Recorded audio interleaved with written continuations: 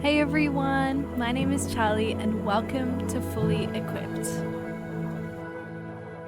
Acts 4 left off with a description of the early church life. They willingly shared all they had because they loved one another.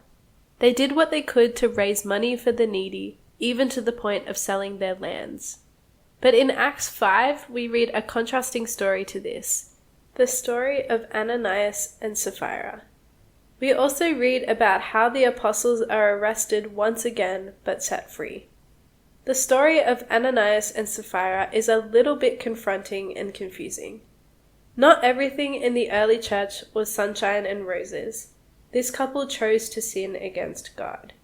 They sell some of their land and keep back some of the profit for themselves. Note that Peter doesn't call Ananias out for not giving all of the money to the church. He calls him out because he lied. It's Ananias' land and nobody was forcing him to give anything to the church. He's being like the religious leaders, doing things to make himself look more generous and more holy, when in actuality his heart is far from God. Peter tells Ananias that he's lied to God because his Holy Spirit dwells within the believers that he is deceiving. But it's important to recognize that God is the one who carries out judgment upon Ananias for his sin. Peter's not the one who causes Ananias to die. God is. And this is something that he has the right to do, as the Creator and as God. This isn't a punishment that we see often in the Bible. But the fact is that the punishment for sin is death. Nothing Ananias got was unfair or cruel. It doesn't make God unmerciful or quick to anger.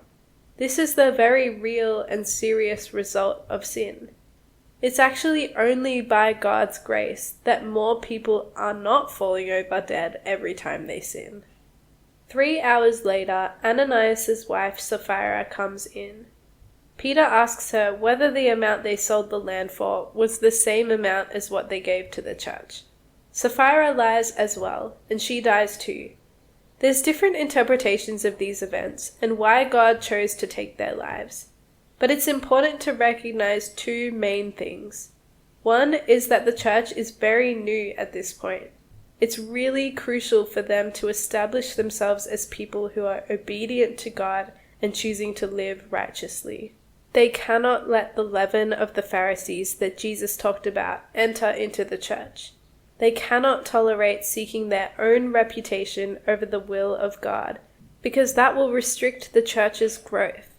So the deaths of Ananias and Sapphira are an example to the rest of the church that God isn't looking for people who look holy. He's looking for people who submit to Him. The other important thing to note is that God didn't do anything that was unfair. The reality is that none of us are promised tomorrow. God didn't rob them of the rest of their lives, because the rest of their lives was never guaranteed to be another 10, 20, 50 years. It's easy to think that we're all invincible and that we'll live to be 100. But when we think that way, we don't focus and commit to God's call, because we think that there will always be tomorrow. The reality is that we could all die at any time. So instead of running from whatever God is calling us to do, we need to remember that the whole point of life is Jesus. Everything else is worthless without first knowing God. When we're pursuing Him, seeking His will, and submitting ourselves to whatever that might be for us, that's when our lives find purpose and meaning. If you live each day for God, all your days find value, whether you just get one more or you get tens of thousands more. Then we read a little bit more about the ministry of the apostles. They're regularly performing signs and wonders, and more people come to know Jesus as a result. The church is growing. Remember how yesterday we read that they were praying for signs and wonders? God answered that prayer, and many people are being healed. The Holy Spirit is so powerfully upon Peter that those who are simply nearby him are healed. But we're still in that cycle of preaching, receiving, persecution, and protection of the church. The religious leaders see all of this ministry and they're so angry that they throw the apostles in prison. They're jealous. Instead of worshipping God, they're scared that they're going to lose their influence over the people. These are the ones supposedly leading the people in faith, but they're so far from God. However, the apostles' time in prison is short-lived. An angel comes and opens the prison doors, and they walk out of there. The angel tells them to preach the good news of salvation and eternal life to those in the temple. They arrive in the morning when the crowd would be gathering at the temple for sacrifices. Meanwhile, the Sanhedrin sends for the apostles to be brought from the prison. But of course, they're not there. They discover that they're preaching in the temple to all of the people, so they go and get them and bring them before the council. They get questioned about why they continue to preach in the name of Jesus when they had told Peter and John not to do this anymore. They're annoyed that the disciples are placing blame on them for Jesus' death. Peter replies that they must obey God over the religious leaders. They've been witnesses to the beautiful ministry and the death and resurrection of Jesus their Lord. Because they've tasted and seen how good he is, they can't help but tell everyone. He's offering something so good that they want everyone to be able to receive it. The religious leaders are, of course, very angry about this, and they want to kill the apostles too. One of the Pharisees, named Gamaliel, tells the Sanhedrin that they need to be careful. Gamaliel is a really influential guy. He's actually the guy who taught Paul, and he's known for being someone who was a bit less strict and knew a lot about the scriptures. It's actually kind of interesting how God equipped Paul before he was saved by using this Jewish rabbi. When we read Paul's letters, we'll see how skillfully he uses the Old Testament to explain his theology to his readers. He probably got a lot of this knowledge from Gamaliel. Gamaliel tells the council to be careful. He uses some other examples of people who gained a following and started small movements just like the apostles are doing. He says that these people, Theudas and Judas the Galilean, both died and their movements fizzled out.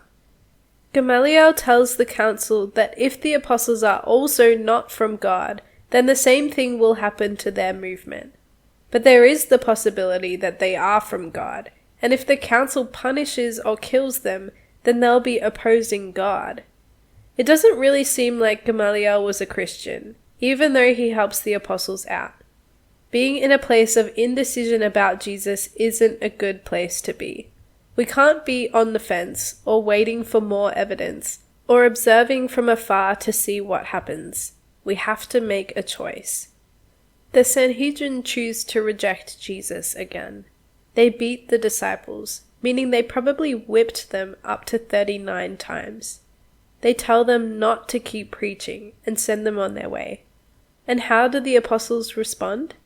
They rejoice. They're not bitter. They're not complaining. They don't choose to take a break from ministry because they're offended. They rejoice that they were worthy to suffer for their Savior. Instead of suppressing their ministry, the council's persecution actually gives the church fresh fire to continue to preach and testify to the Lord's goodness. That's the end of the cycle once more. God protects his church and allows it to grow. God really did answer their prayer for boldness and faithfulness. He's so good.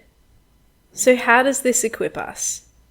There's a really big danger within church circles to fall into pride. It's really hard for all of us not to be like Pharisees, or to be like Ananias and Sapphira. We do this in big ways and in small ways. How many times have we told people that our faith or prayer life is really good when in reality we haven't thought about God since the last Sunday? How often do we go through the motions in worship and put our hands up at the right time and try to look just spiritual enough to convince others that we're really faithful? How many times have we said that we'll pray for someone and then forget about it completely 10 seconds later? This isn't supposed to make us feel ashamed or burdened. None of us are perfect. The point is more to remember what God is looking for: humble hearts and submission to him, not perfection. We care too much what other people think of our faith, and not enough of what God thinks. God really didn't like it when Ananias and Sapphira tried to make themselves look more holy, so much so that he struck them down on the spot. So how do we stop caring about our appearance and reputation in the eyes of others, especially in the eyes of other believers? It's really hard. It's easy to say that we just need to stop caring, but we still will. We really need to pray and ask God for help in this area. And we also need to pursue honesty above anything else. Honesty to ourselves, to other people, and to God, even when it's hard. Ananias and Sapphira were judged because they lied, even though it wasn't really a big lie and it didn't really affect anyone. When we tell other people our faith is flourishing when it's not, we're lying. When we act holy when there's no real heart to honor God, we're lying. When we tell someone we'll pray without doing anything to make sure we remember to do it, we're lying. And lying only breaks down the church, spreads discontentment and comparison, robs other people of the blessing of shared vulnerability, and rejects God's desire to bring transformation in our hearts. Let's be people who pursue honesty at all times in all areas, and trust that God's view of us matters way more than anybody else's, because in Him we find our true value.